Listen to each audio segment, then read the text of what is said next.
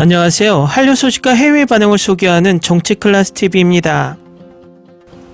오늘은 중독성 있는 콘텐츠 흑백요리사는 전세계 최고의 요리쇼로 거듭나고 있다는 내용의 프랑스 언론의 기사를 살펴보고 이슈에 열광하는 프랑스 시청자 반응까지 살펴보겠습니다. 이번 주 주간 순위 비영어 1위를 차지했던 흑백요리사가 오늘 날짜 플리스페트롤 순위에서 어제 5위에서 2단계 하락한 7위에 위치해 있습니다. 하지만 어제 영상에서도 구체적으로 설명했지만 플리스페트롤 순위가 엉터리로 집계되고 있습니다. 이 쇼가 몇몇 나라에서는 키즈 컨텐츠로 분리되어 순위 집계에서 잡히지 않는 나라가 몇몇 있습니다. 대표적인 나라가 프랑스인데 프랑스는 키즈 컨텐츠에서 어제 오늘 1, 2위를 오가고 있지만 히트맵을 보면 프랑스가 표시되지 않고 순위 집계에서도 표시되지 않습니다. 어른들의 요리 경쟁쇼가 아이들이 보는 애니메이션과 섞여서 순위 경쟁을 해야 하는 오픈 현상이고 이 쇼를 시청한 시청자들의 시청시간이 포함이 되지 않는다는 것은 불공정한 순위 싸움입니다. 일단 이 쇼를 극찬하는 프랑스 언론 기사를 살펴보겠습니다. 넷플릭스는 한국식 각본 없는 시리즈에 있어서 달콤한 지점을 찾았습니다. 시청자들은 연애쇼 솔로 지역의 연애 연결과 생존 경쟁 피지컬백의 힘의 전투에 푹 빠졌습니다. 넷플릭스는 최초의 한국 요리 리얼리티 쇼인 흑백요리사에서도 비슷한 성공을 거두기를 바라고 있습니다. 이 12부작 쇼는 피지컬백을 적절하게 묘사한 것입니다. 하지만 더 많은 몸싸움과 진흙 대신 주방 장비로 가득 찬 경기장에서 100명의 재능 있는 셰프들이 요리의 영광을 위해 경쟁합니다. 참가자들은 한국에서 가장 유명한 레스토랑 경영자 백종원과 한국 유일의 미슐랭 3스타 레스토랑인 모수서울의 유명 셰프 안성재가 심사합니다. 우승자는 3억 원을 가져갑니다. 탑셰프, 아이언셰프, 마스터셰프 등 인기 있는 국제 요리 경영 프로그램의 팬이라면 흑백요리사가 다소 지나치게 친숙하게 느껴질 수 있지만 이 장르의 최신 프로그램을 신선하게 유지하기에 충분한 놀라움과 서스펜스가 있습니다. 넷플릭스 프랑스에서는 왜 이 쇼가 키즈 카테고리에 있는지 모르지만 현재 1위를 차지하고 있는 TV 프로그램을 몰아봐야 할 몇 가지 이유를 소개합니다.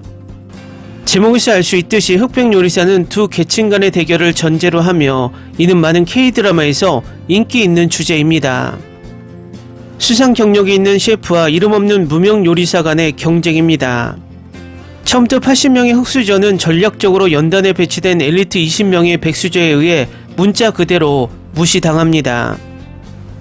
60명의 흑수저는 곧 빠른 도전에서 탈락하고 20명의 백수저와 마주하게 됩니다.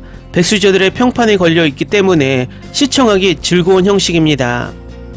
흥부는 무작위 재료 단계에서 시작되는데 두 클래스가 경쟁합니다. 참가자들은 눈 가리기를 한 심사위원이 누가 어떤 요리를 요리했는지 알 수 없기 때문에 맛만으로 요리가 평가된다고 들었습니다. 화려한 기술과 예쁜 플레이팅도 탈락자로 나가떨어지는 이 쇼는 진정한 맛 테스트입니다. 백수저 중 한 명은 에드워드리라는 미국계 한국인 셰프입니다. 그는 2023년 한국 대통령의 미국 방문 당시 백악관 국빈만찬 요리사로 초대되었습니다. 요리책으로 제임스 비어드상을 수상한 이는 탑셰프와 아이언셰프 아메리카에 참여한 적이 있는 요리 경연 프로그램에도 처음 참여한 것은 아닙니다.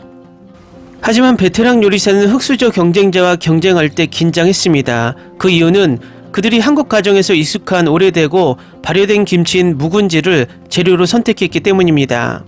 이 씨는 3화의 인터뷰에서 미국에 살면서 묵은지를 평생에 한두 번 정도만 먹어봤다고 시인합니다. 이런 상황은 처음이에요. 정말 무섭죠. 왜인지는 모르겠지만 심장이 빨리 뛰기 시작했어요 라고 말합니다. 안 셰프는 한국의 매체와의 인터뷰에서 흑백요리사가 한국의 외식 문화를 활성화하고 셰프들이 서로의 도전적인 경험을 공유하고 이를 통해 배우도록 영감을 줄 수 있기를 바란다고 말합니다. 이 시리즈는 한국의 바베큐와 라면보다 한국 요리에 더 많은 것이 있다는 것을 보여주었습니다. 고급 레스토랑과 중국 레스토랑의 셰프, 북한 요리를 전문으로 하는 셰프, 심지어 초등학교 급식 요리사도 있습니다. 에피소드가 지루해지면 조금 빨리 넘기게 되지만 경쟁을 하는 순간 이들이 빨리 넘기기를 하지 못하게 하는 진짜라는 걸 보여줍니다. 쓰리피스 정장을 입은 두 성인 남성이 눈을 가리고 숟가락으로 음식을 먹는 블라인드 시식 테스트는 우스꽝스럽습니다. 심사위원들도 긴장할 텐데 입에 들어가는 것은 무엇이든 받아들이기 때문입니다. 이 쇼는 지금까지 나온 음식쇼 중 최고라고 시청자들이 생각하게 만듭니다. 다음은 흑백 요리사에 열광하는 프랑스 시청자 반응입니다. 요리사는 전문 분야입니다. 나는 셰프들이 극심한 시간 압박에 시달리며 형편없는 음식을 생산하는 것을 보는데 관심이 없습니다. 나는 그들이 무엇을 할 수 있는지, 그들이 누구인지, 왜 쇼에 출연하는지 알고 싶습니다. 쇼에 출연하는 것만으로도 충분히 압박감을 느낄 수 있습니다. 심사는 매우 유능하고 직접적이며 정직하고 공정하고 정중하고 위엄이 있으며 겸손하지 않습니다. 나는 또한 따뜻한 삼촌 분위기의 최고 성과를 내는 레스토랑 경영자와 차가운 분위기의 미슐랭 3스타 셰프의 다양한 관점을 좋아합니다. 매우 경쟁적이지만 매우 위엄있고 존중합니다. 수십 년간의 쓰레기 같은 미국 텔레비전을 겪은 후 한국 텔레비전 쇼의 존엄성, 존중, 명백한 성실성은 이제 매우 신선하고 초조까지 합니다. 모든 리얼리티 쇼가 어느 정도 계획되고 대본이 작성된다는 것을 알고 있지만 대하 음식에 대한 반응과 판단을 포함하여 내가 본 모든 요리 경영 쇼 중에서 이 쇼가 가장 현실적이고 성실한 것 같습니다. 네, 저는 브라인드 푸드 심사를 좋아합니다. 특히 외국 청중에게는 별명을 사용하는 것이 현명했습니다. 우리는 80명의 이름을 기억하지 못하지만 고기 장인과 같은 별명은 기억할 수 있습니다. 제작진에게 큰 경의를 표합니다. 물, 전기, 조명, 마이크, 카메라, 그리고 각 셰프의 특수 장비를 어떻게 동시에 확보했는지 모르겠습니다. 모든 것을 설정하고 모든 장비를 테스트하는 것은 엄청난 작업이었을 것입니다. 전적으로 동의합니다. 별명은 영리합니다. 이름을 얻는 것의 관점에서, 그리고 또한 당신이 올바르게 지적한 것처럼 전세계 시청자가 그들의 이름을 더욱 쉽게 기억할 수 있기 때문입니다. 더 인플루언서를 제외하고 피지컬 백과 흑백 요리사는 모든 도전자가 위엄있고 존중받는 신선한 공기의 숨결이라는데 동의했습니다. 제가 가장 좋아하는 점은 이슈에 참여한 많은 셰프들이 한국 요리계에서 중요한 이름이라는 것입니다. 이를 성공시킨 넷플릭스에 감사드립니다. 넷플릭스에서 제작한 다른 한국 콘텐츠와 마찬가지로 자막이 쇼의 내용을 제대로 전달하지 못합니다. 때때로 거의 게으르며 많은 문맥 의미를 완전히 무시합니다. 그러나 많은 것들이 한국 문화 언어에 뿌리를 두고 있었기 때문에 이것이 매우 어려울 수 있다는 것을 알고 있습니다. 나를 사로잡았어요. 7회 연속 시청했습니다. 잘 만들어졌고 매우 흥미로운 쇼입니다.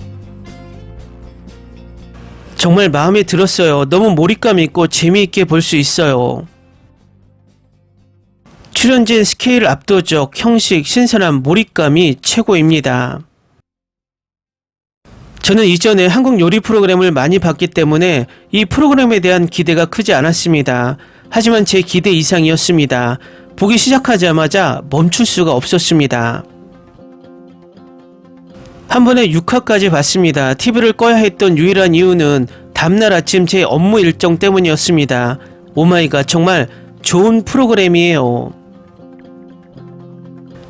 넷플릭스가 글로벌 시청자에게 흥미로운 쇼를 선보이는 건 좋은 아이디어예요.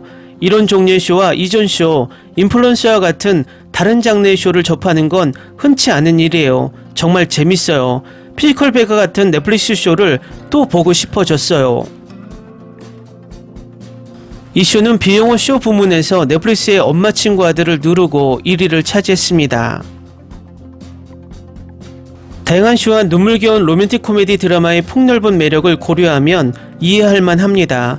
그리고 생각해보니 이 요리 경영대회도 꽤 극적입니다. 팀 챌린지에서는 모든 팀, 특히 백수저 팀의 자존심을 볼 수 있습니다. 그들이 이미 너무 큰 명성을 가지고 있기 때문입니다. 하지만 맙소사 최 셰프는 정말 드림팀을 만들어냈습니다. 그들은 의견이 있지만 논쟁하거나 결코 싸우지 않습니다. 다음 에피소드에서는 정시전 셰프가 두 번째 기회를 얻었으면 좋겠습니다. 6화에서 흑수저의 팀워크는 정말 탄탄해요. 그들이 팀으로 함께 일하는 모습과 리더인 트리플스타가 얼마나 유능한지 보는 걸 좋아해요. 반면에 백수저는 리더가 너무 많아요. 개인적으로 이 쇼는 엄청나게 재밌다고 생각해요. 하지만 심사위원들이 정말 짜증나요. 평가 방식이 아니라 동점이 실제로 너무 불공평하다는 점 때문이에요. 심사위원이 2명 이상이면 제 눈에는 훨씬 더 공평할 텐데요. 프로듀서들이 당신이 그런 식으로 반응하길 바랬던 것 같아요. 저는 확신해요. 그리고 그 결과 백수저와 흑수저 생존자의 비율은 50대 50이었죠. 그렇죠. 보세요. 이건 진짜 요리 경연이 아니에요. 그냥 쇼일 뿐이에요. 정말 좋고 지금까지 정말 재밌게 시청했고 모든 셰프들의 배경이 심지어 심사위원들까지도 얼마나 다양한지 정말 즐거웠습니다.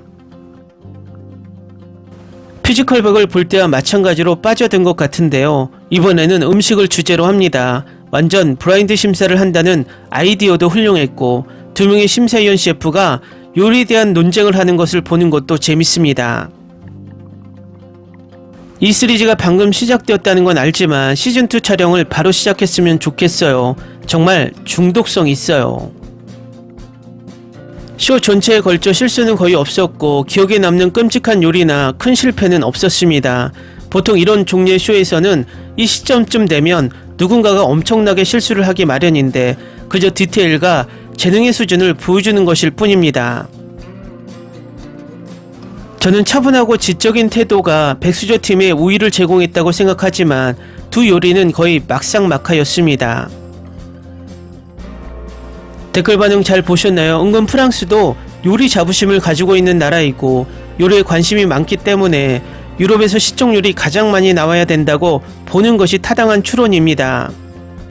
그런데 이 쇼를 키즈 카테고리에 가둬놓고 순위집계에 잡히지 않게 하는 것이 넷플릭스의 의도인지 플리스페토를의 의도인지 노골적인 의도가 보여서 씁쓸합니다. 어쨌든 이 쇼는 예고편 홍보가 전혀 없는 상황에서 입소문으로만 선전하고 있습니다. 앞으로도 꾸준히 입소문으로 퍼져나갈 것으로 보입니다. 정치클래스TV는 한류 외신과 해외 반응을 꾸준히 쫓아가 보겠습니다. 재밌게 잘 보셨나요? 여러분의 구독, 댓글, 알림 설정은 컨텐츠 제작에 큰 힘이 됩니다. 그리고 항상 하시는 일마다 대박 나시고 행복하시길 바랍니다.